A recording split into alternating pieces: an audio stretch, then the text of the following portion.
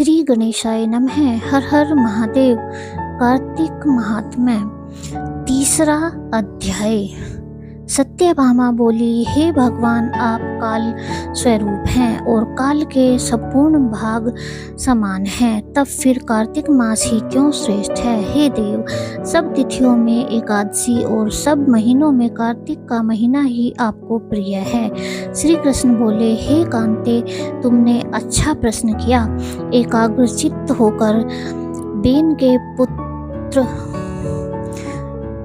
पृथु और महर्षि नारद का संवाद सुनो।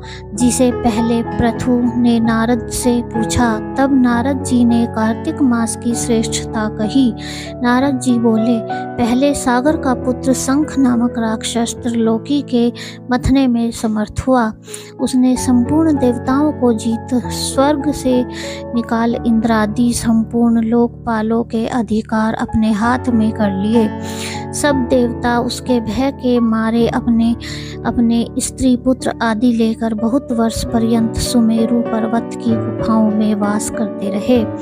जब देवता गुफाओं में रह रहे थे, तब शंखासुर ने विचार किया, मैंने देवताओं को जीत तो लिया है, तो भी वे बलवान मालूम होते हैं। हाँ, अब जान पड़ा कि वे सब वेद मंत्रों से युक्त हैं।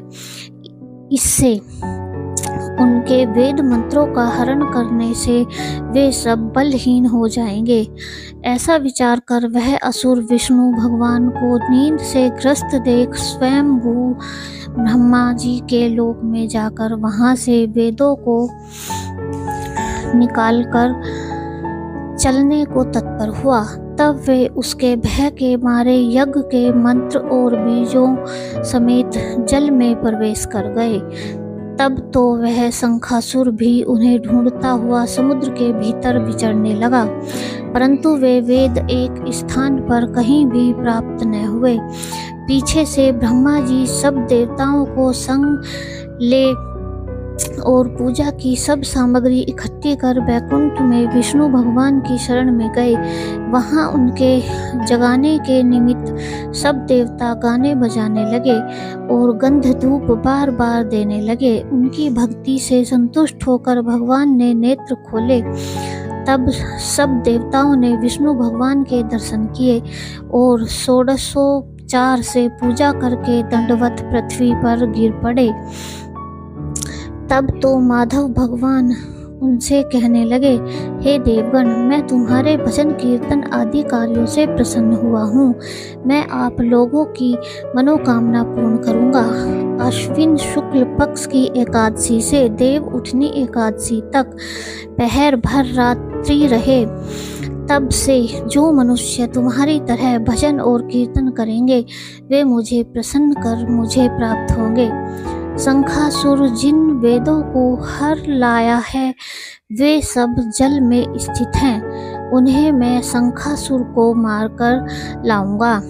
अब से बीज मंत्र समेत सब वेद प्रतिवर्ष कार्तिक के महीने में सदा जल में निवास करेंगे। मत्स्य रूप धारण कर मैं जल में जाता हूँ। तुम संपूर्ण मुनियों को लेकर संग आओ। इस लोक में जो अच्छे मनुष्य प्रातः काल स्नान करते हैं, वे निश्चय अक्षत स्नान के फल को प्राप्त होते हैं। जो कार्तिक में सदा व्रत करते हैं,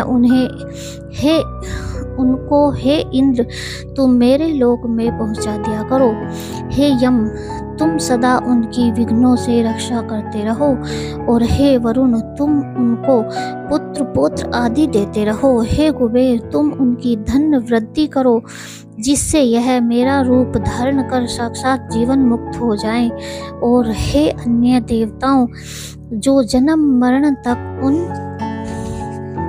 बातों को धारण करते हैं, वे तुम्हारे द्वारा भी पूज्य हैं। जैसे तुमने मुझे एकादशी को जगाया है, इसलिए यह तिथि सदा मनाने योग्य है। जय हो विष्णु जी की।